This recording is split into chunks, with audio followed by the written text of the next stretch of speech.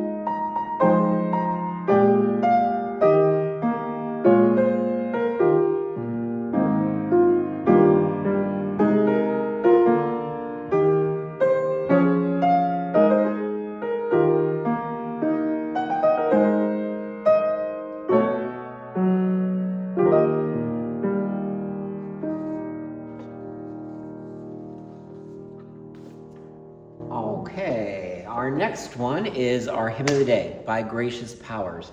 And this has roots back to Dietrich Bonhoeffer, not the tune, but the text. He got permission while in prison several months before he was executed, and it was 2 months before his mother's 70th birthday. He wrote a poem at the end of that letter that he was writing to her, and in a rearranged form, the text of this hymn is that poem. It is set to the tune, O Perfect Love, which most of us likely know from our LBW days, where it appears in the marriage section of the hymnal with O Perfect Love as the title. This is By Gracious Powers.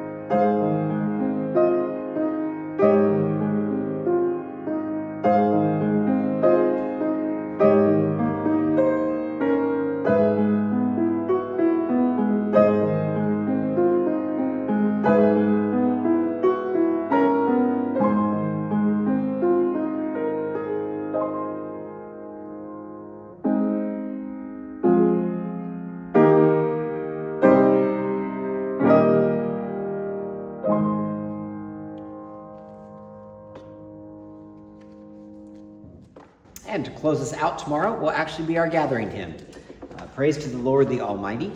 And this hymn was based on the first 6 verses of Psalm 103 and Psalm 150. The tune is anonymous, appears to have been first published in 1665, so it has some age to it.